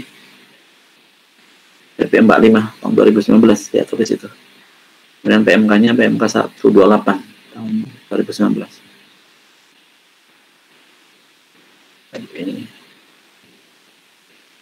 Apalagi yang bisa dikurangkan. Nah, piutang yang nyata-nyata tidak dapat ditagih. Nah, ini sering juga menjadi trik ya yang ada di dalam soal. Nanti lihat batasannya. Jadi untuk piutang yang nyata-nyata tidak dapat ditagih, nah kalau di dalam akuntansi itu kan ada allocation for doubtful account ya, ada estimasi dari biaya piutang yang tidak tertagih. Nah, dalam hal ini DJP tidak mengakui adanya estimasi, justru yang berlaku adalah realisasi. Jadi berapa realisasi dari piutang yang tidak dapat ditagih. Nah, sehingga yang prinsip di komersial, akuntansi komersial itu tidak bisa diterapkan di PPH. Nah, kemudian bagaimana untuk piutang yang nyata-nyata tidak dapat ditagih? Ini pun juga ada kriteria yang lumayan sulit dalam aplikasinya. Pertama, telah dibebankan sebagai biaya dalam laporan laba rugi komersial. Kemudian dari WP harus menyerahkan daftar piutang yang tidak dapat ditagih kepada DJP. Dan listnya yang harus dibuat dan dilaporkan kepada DJP. Kemudian upaya penagihannya telah diserahkan perkara penagihannya kepada pengadilan negeri atau instansi pemerintah yang menangani piutang negara. Kemudian adanya perjanjian tertulis mengenai penghapusan piutang atau pembebasan piutang antara kreditor dan debitur, dan harus telah dipublikasi dalam penerbitan umum atau khusus. Penerbitan umum itu berarti di media massa secara umum. Kalau penerbitan khusus itu perbankan sebagai contoh mempunyai asosiasi dan mereka mempunyai penerbitan secara khusus untuk asosiasinya, yaitu terkait dengan piutang yang sudah tidak dapat ditagih. Jadi di situ ada list daftar nama nasabahnya yang memang tidak bisa membayar lagi. Bisa artinya benar bangkrut, atau mungkin kalau WP orang pribadi meninggal dan sebagainya. Kemudian untuk syarat tersebut tidak berlaku apabila penghasilan piutang tak tertagih itu atas debitur yang kecil, yang pelaksanaannya diatur di dalam PMK nomor 105 tahun 2009. Jadi teman-teman tolong diperhatikan, pahami di sini terkait dengan piutang yang nyata-nyata tidak dapat ditagih. Harus ada laporan keuangan yang harus sudah dikeuangan di dalam laporan keuangan. Kemudian yang kedua ada list atau laporan yang harus disampaikan ke DJP atau kantor pajak. Kemudian upaya penagihannya telah sampai ke pengadilan negeri, sudah diumumkan atau dipublikasi di media umum atau khusus, dan juga harus ada perjanjian tertulis pada saat dulu menandatangani utang piutang antara kreditur dan debitur. Tapi kalau pemberatangnya ke nasabah kecil sih enggak di sini. Nah, debitur ya berarti penerimanya misalkan UMKM, ini tidak perlu ada perlakuan seperti itu.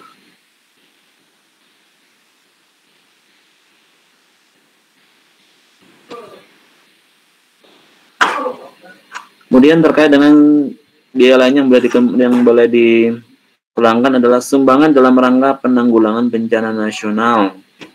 Nah, bencana nasional itu diatur dengan peraturan pemerintah. Ya, contoh COVID-19 ini sudah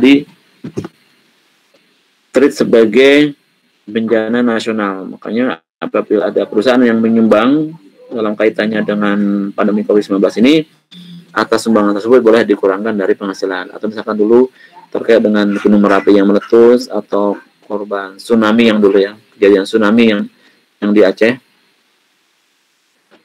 98 kalau nggak salah, 98 2008 ya, saya lupa deh. Nah itu tidak boleh dikurangkan kalau yang sudah ditetapkan sebagai bencana nasional. Kemudian sumbangan dalam rangka penelitian pengembangan yang dilakukan di Indonesia dengan ketentuan yang diatur oleh pemerintah. Tadi kaitannya dengan yang di PP 45 tahun 2019 yang tadi disampaikan, adanya insentif fiskal untuk pengembangan SDM bisa sampai 200%. Kemudian kaitannya dengan riset dan development, pengurangnya bisa 300%. Yang berikutnya biaya pembangunan infrastruktur sosial yang ketentuannya diatur dalam peraturan pemerintah. Nah, ini biasanya untuk perusahaan-perusahaan tambang ya, perusahaan tambang ini mereka juga membangun kampungnya di situ, pembangunan jalan. Nah, saya juga ada case PT Freeport Indonesia untuk sebagian biayanya itu terkait dengan pembangunan jalan, hal-hal seperti itu ya, yang biasanya harusnya tidak boleh. Nah, kaitannya dengan ketentuan khusus ini yang diatur dalam peraturan pemerintah, maka untuk pembangunan infrastruktur sosial kemasyarakatan ini boleh dikurangkan sebagai biaya. Sumbangan fasilitas pendidikan yang ketentuannya diatur dengan peraturan pendidikan, ya sumbangan tidak ada hubungan. Jadi antara yang nyumbang dan sumbangan ini tidak ada hubungannya. Jadi nanti kalau ada soal biasanya juga sumbangan dari PT ya, dari PT ABC kemudian ternyata ada hubungan yayasannya ABC juga gitu. Nah, itu tidak boleh. Kemudian sumbangan dalam rangka bina olahraga juga boleh, tapi again ya ketentuan pemerintahnya.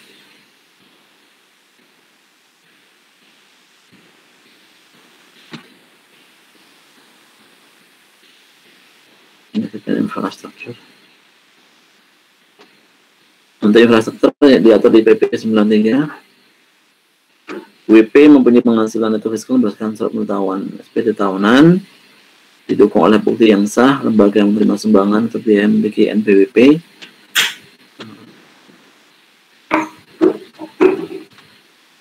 Kemudian pemberian sumbangan tidak menyebabkan rugi. Besarnya nilai sumbangan dan atau biaya pembangunan sosial yang dapat dikurangkan dari penghasilan bruto untuk 1 tahun dibatasi tidak boleh 5%.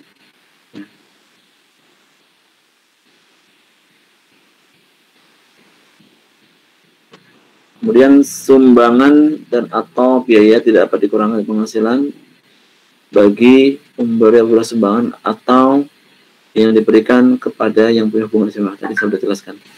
Antara penyumbang dan penerima sumbangan, jadi antara perusahaan dan penerima sumbangannya ada hubungan istimewanya. Baik, kita lanjutkan terkait dengan biaya pengeluaran yang tidak boleh dikurangkan. Nah, ini diatur di pasal 9.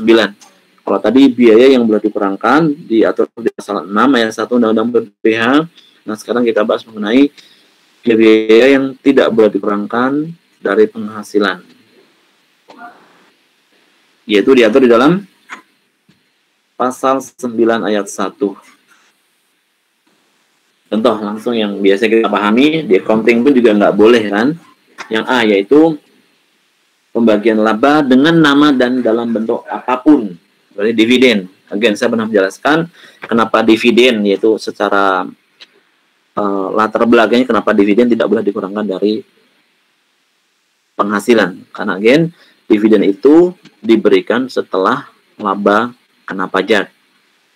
Nah, karena posisinya di situ secara accounting pun dividen tidak boleh dibebankan sebagai biaya.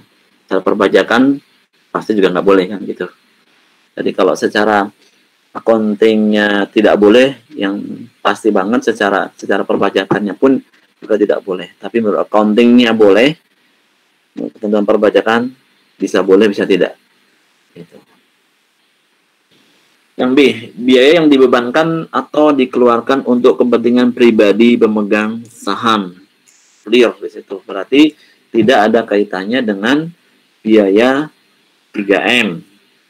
Biaya untuk mendapatkan, menagih, dan memelihara penghasilan. Misalkan, contoh di sini, perbaikan rumah pribadi, perjalanan dinas, wisata, premi asuransi, biaya apartemen juga yang kaitannya dengan pemegang saham atau dewan direksi tidak boleh dikurangkan dari penghasilan. Bagaimana dengan pembentukan atau pemupukan dana cadangan? Nah,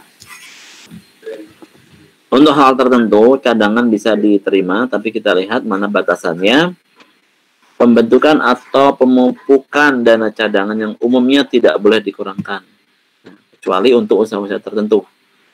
Di PMK 81 tahun 2009 yang diganti dengan tahun 2012, pembentukan dan pemupukan dana cadangan yang boleh dikurangkan sebagai biaya, ditetapkan bahwa pembentukan atau pemupukan dana cadangan yang boleh dikurangkan yaitu cadangan piutang tak tertagih untuk usaha bank. Jadi dibatasi hanya untuk usaha bank dan badan usaha lain yang menyalurkan kredit sewa guna usaha dengan hak opsi, perusahaan pembiayaan konsumen, dan perusahaan anjak piutang. Selain itu nggak boleh. Jadi perbankan semua bank boleh, kemudian badan usaha yang menyalurkan kredit, sekarang boleh kan malah ada peer-to-peer lending itu, teman-teman kan tahu. Awas jangan terjebak dengan pinjaman online seperti itu, banyak banget kan, syaratnya sangat mudah. Kemudian ada sewa guna usaha dengan hak opsi, ada dua jenis sewa, operating lease sama capital lease. Ini kaitannya dengan capital lease, yang artinya bahwa di akhir periode sewa ada beli aset yang dia pakai itu. Kemudian perusahaan pembiayaan konsumen macam-macam ini. Contohnya ada PT Mandiri Multi Finance, kemudian PT Adira, PT-PT yang memberikan leasing lah. Kan banyak perusahaan-perusahaan yang memberikan pembiayaan untuk memperoleh kendaraan tanpa harus membayar cash terlebih dahulu. Dan ini lebih disukai oleh para sales dari kendaraan itu, karena mereka mendapatkan komisi yang lebih besar. Jadi kalau dalam hal pembelian kendaraan dari pihak dealernya lebih senang kalau kita itu membelinya secara kredit atau secara leasing. Nah, kaitannya dengan hal-hal ini, maka pemerintah boleh memberikan keleluasan untuk melakukan pencadangan piutang tak tertagih. Kemudian cadangan untuk asuransi yang meliputi cadangan premi tanggungan sendiri dan klaim tanggungan sendiri untuk perusahaan asuransi kerugian dan cadangan premi untuk perusahaan asuransi jiwa. Cadangan penjaminan untuk LPS, lembaga penjamin simpanan juga boleh. Kemudian cadangan biaya reklamasi untuk usaha tambang. Cadangan biaya penanaman kembali usaha kehutanan, cadangan biaya penutupan atau penggunaan tempat pembuangan limbah industri untuk usaha pengolahan limbah industri. Nah, ini yang boleh dikurangkan cadangan ya, jadi hanya terbatas. Nanti teman-teman diingat kembali hal-hal yang mana cadangan yang boleh, mana tidak boleh. Jadi terkait dengan perusahaan finance itu boleh. Ya. Baik untuk penjualan kreditnya, anjay piutang. Anjay piutang teman-teman tahu ya, factoring artinya adalah ada perusahaan yang membeli piutang dari pihak lain, kemudian piutang itu yang dia nanti akan tagih kepada para debitornya. Jadi penjualan piutang sebenarnya, anjay piutang. Ini cukup sering terjadi karena biasanya kalau kita lihat dari sisi finance, ada kebutuhan cash yang mendesak dari perusahaan, kemudian perusahaan menjual piutangnya, dengan misalkan piutangnya 1M, kemudian dijual dengan harga 800 gitu.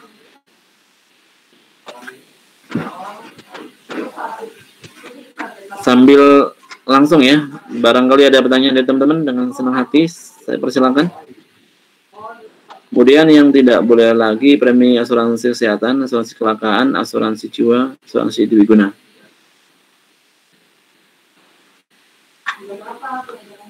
Penggantian atau imbalan sehubungan dengan pekerjaan atau jasa yang dibebankan dalam bentuk natura. Yang tadi yang poin sebelumnya itu, yang poin D itu untuk WP orang pribadi. Ya. Penggantian atau imbalan sehubungan dengan pekerjaan atau yang diberikan dalam bentuk natura. Ini umumnya tidak boleh. Jadi misalkan dari perusahaan memberikan sembako pada karyawannya, tidak boleh dikurangkan fasilitas. Ya. Kendaraan juga nggak boleh. Nah, tapi ada batasnya di sini, teman-teman bisa lihat. Undang-undang memberi kewenangan kepada Menteri Keuangan untuk mengatur imbalan tertentu dalam bentuk natura atau kenikmatan yang boleh dikurangkan dari penghasilan bruto dan tetap bukan objek pajak bagi penerimanya. Jadi bagi wajib pajak tetap bukan sebagai objek pajak, tetapi menurut kacamata biaya ini boleh dikurangkan. Biasanya dua-duanya nggak boleh. Kalau tidak boleh tidak dianggap sebagai penghasilan bagi penerimanya, otomatis tidak boleh dimakan sebagai biaya. Tapi dalam hal-hal tertentu boleh. Kita lihat satu. Untuk pemberian dalam bentuk natura, misalkan pemberian atau penyediaan makanan dan minuman bagi seluruh pegawai yang berkaitan dengan pelaksanaan pekerjaan. Ini juga sering muncul di dalam soal. Ya. Jadi misalkan ada keterangan nanti direktur ya, dan komisarisnya tidak termasuk dalam kegiatan makan di sini. Mereka lebih atau diberikan keterangan untuk makan siang mereka diberikan jatah tersendiri ya, atau hal lain lah. Artinya bahwa ada pengecualian di dalam pemberiannya, berarti itu sudah gugur. Yang boleh di sini adalah dari pemberian dalam bentuk natura, misalkan penyediaan makan minum ya, baik makan pagi, siang atau malam, tetapi itu diperlakukan untuk level yang paling bawah sampai dengan level yang paling atas. Once ada keterangan bahwa ada pimpinan atau direktur yang makan di luar, ya, tidak ikut bareng-bareng dengan karyawan lain di sini, itu bisa menjadi gugur. Itu memang biasa menjadi objek untuk dikoreksi oleh pemeriksa. Yang kedua, penggantian atau imbalan dalam bentuk natura atau kenikmatan yang diberikan berkenaan dengan pelaksanaan pekerjaan di daerah tertentu, biasanya daerah remote atau daerah terpencil. Ini boleh. Contohnya seperti apa? Yaitu penggantian atau imbalan dalam hal penyediaan sarana atau fasilitas lokasi kerja. Ini bisa kaitannya dengan untuk perusahaan pertambangan, perusahaan yang beroperasi di kehutanan yang tempatnya jauh, misalkan sawit juga. Nah, ini Untuk penyediaan tempat tinggal boleh dikurangkan, tapi tetap pakai penyistan ya teman-teman ya, tergantung lihat masa manfaat ekonomisnya. Pelaksanaan kesehatan juga boleh. Pendidikan bagi para pegawai dan keluarganya juga boleh. Peribadatannya clear. Ini semuanya ada di PT FI Indonesia. Karena saya handle langsung, jadi saya tahu PT FI itu besar banget. Jadi di dalam terowongannya itu, di dalam penggalian pengeboran emasnya di Grasberg, Irian Jaya, Papua sekarang, Papua. Nah ini untuk Freeport menyediakan tempat tinggal, termasuk perumahan, bahkan di situ ada yang mes-mes ya, mes-mes yang bagus dari karyawannya sampai direkturnya. Pelayanan kesehatan pun ada, sekolah di sana pun ada, pendidikan, peribadatan itu juga ada di dalam terowongan yang besar banget itu. Ada tempat peribadatan, ada masjidnya di situ, ada gerejanya juga. Nah, itu katanya masjid bawah tanah yang paling besar katanya.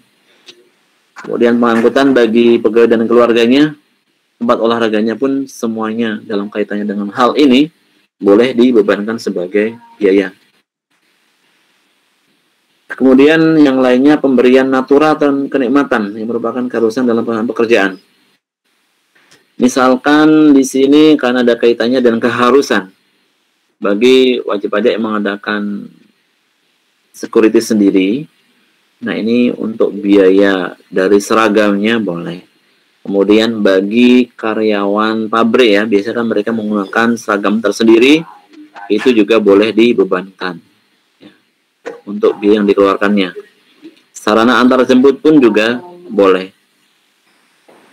Serta penginapan untuk awak kapal dan sejenisnya. Nah kemudian bagaimana dengan jumlah yang melebihi kewajaran yang dibayarkan kepada pemegang saham atau kepada pemilik yang mempunyai hubungan istimewa? Nah, kira-kira begini, misalkan kaitannya dengan biaya kesehatan normalnya cukup diberikan untuk pengobatan misalkan 10 juta tapi diberikan 20 juta. Nah, kemudian untuk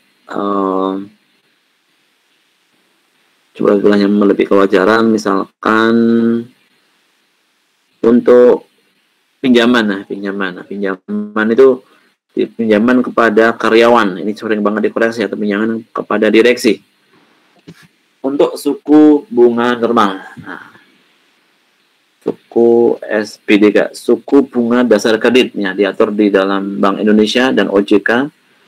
Itu di situ disebutkan berdasarkan suku bunga dasar kredit itu ada alokasi untuk atau penentuan dari bunga-bunga, baik itu bunga untuk investasi, untuk pembiayaan, untuk usaha, ini beda-beda. Untuk biaya untuk konsumsi ya juga beda. Nah ini kalau ternyata kan misalkan dipakai untuk konsumsi ya, SPDK-nya itu atau suku bunga dasar kreditnya itu 8% per tahun, maka dari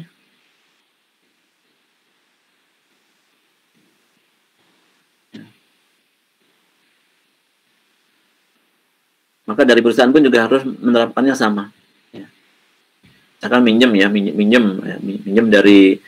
dari direksi gitu kan, ada pinjaman, kita kemudian dipakai perusahaan, ternyata menurut ketentuan BI SBDK-nya adalah 8. Nah, kemudian perusahaan memberikan imbalan sebesar 12%. Nah, yang 4 ini dikoreksi. Yang jumlah yang lebihnya sebesar 4% ini akan dikoreksi. Misalkan normalnya dia harus membayar 1 miliar 1 tahun, tetapi karena ini peminjaman atau meminjam kepada direksinya, kemudian diberikanlah 1,5. Nah, yang 0,5 M ini akan dikoreksi karena melebihi dari kewajarannya. Yang berikutnya, harta yang dihibahkan, bantuan atau sumbangan warisan. Kecuali untuk sumbangan sebagaimana dalam ayat 1.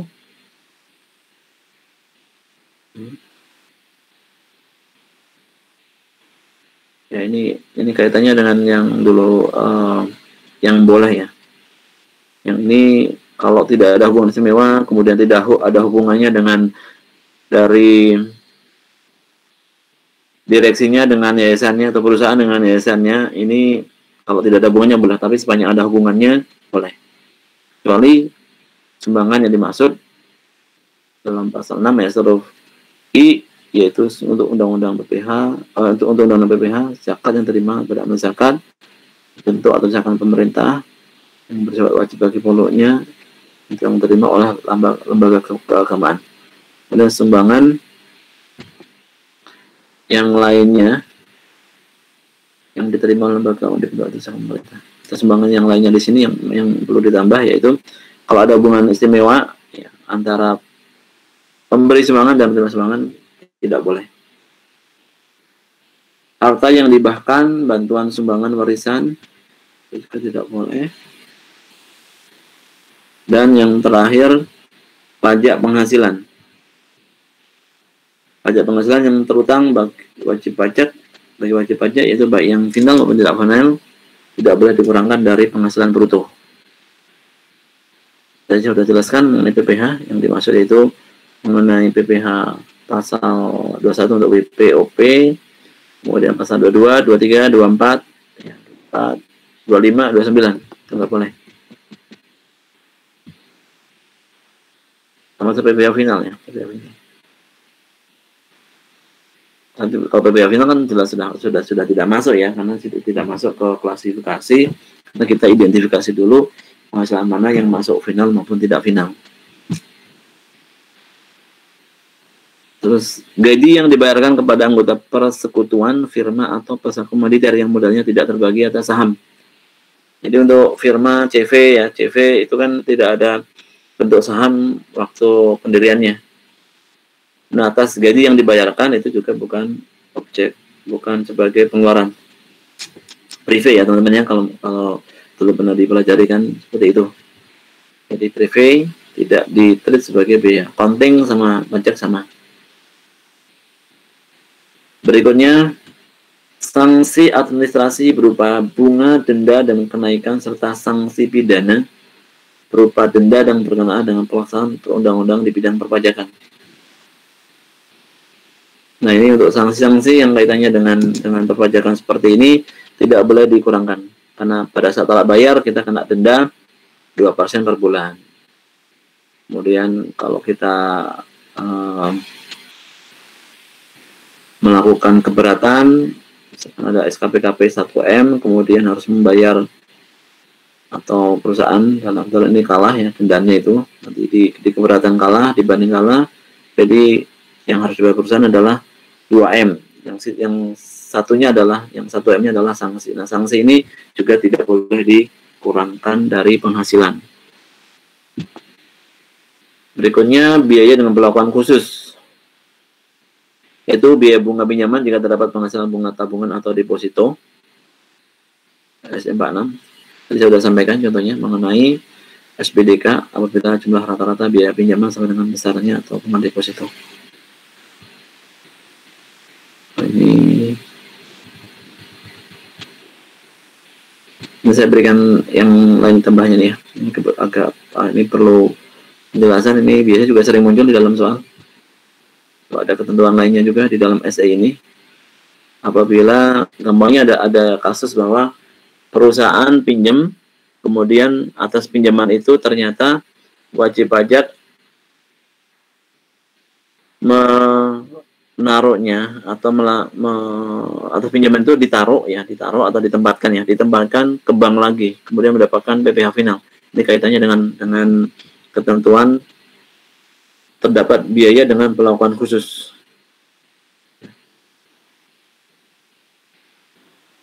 Waktunya nggak cukup, saya nggak mau lebih dari jam 9 karena weekend.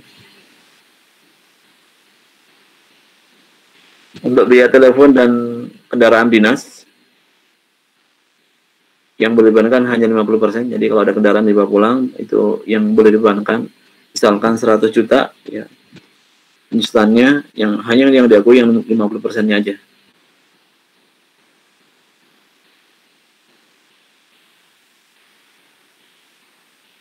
Ya, promosi.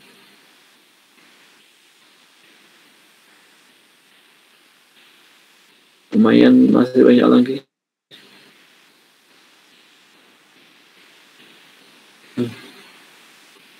Oke, saya pikir sampai di biaya bunga ya, nanti kita lanjutkan lagi deh. Karena waktunya udah malam. Takutnya kita jadi kurang konsentrasi. Dan karena ini weekend sih terutamanya.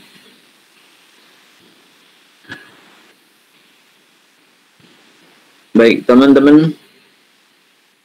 Minta tolong dibaca kembali, ya, detail kembali. Again, ini sering banget karena banyak aturan tambahannya, kemudian ada aturan pengecualiannya.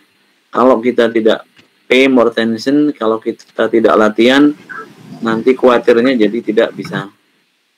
Nah, so teman-teman please dibaca lagi. Saya akan jelaskan nanti bunga di kesempatan lainnya di pertemuan berikutnya. Akan saya bahas karena itu hal-hal yang penting yang perlu kita ketahui, dan memang cara penghitungannya kalau belajar sendiri terkadang lama gitu, agak jelimet itu.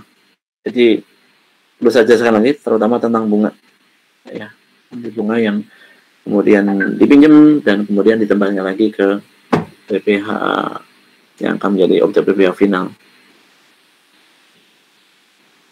Baik teman-teman, terima kasih atas perhatiannya. Sebelum saya tutup, kalau ada pertanyaan silakan. Kalau enggak, ya nanti. Kalau ada pertanyaan lewat WA, boleh juga ya, saya tunggu. Ya, saya alokasikan waktu, saya ingin banget bahwa nanti pada saat final testnya, semuanya mendapatkan nilai yang bagus. Ya. Amin.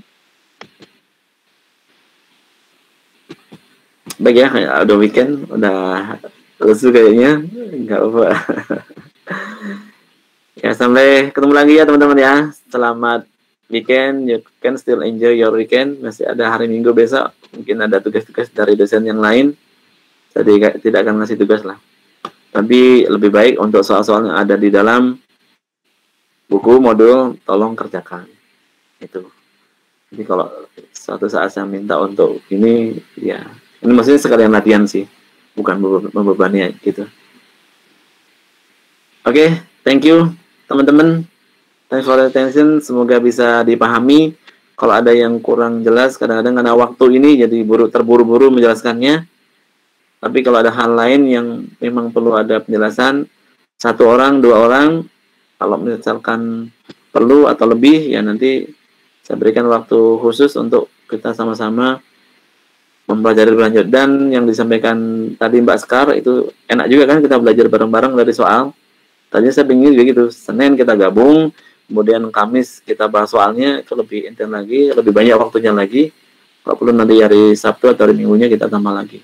Jadi kita mendapatkan pemahaman yang optimal. Ya. Thank you, see you. Ketemu lagi minggu depan. Assalamualaikum warahmatullahi wabarakatuh. Selamat malam. Warahmatullahi Malam, Pak. wabarakatuh.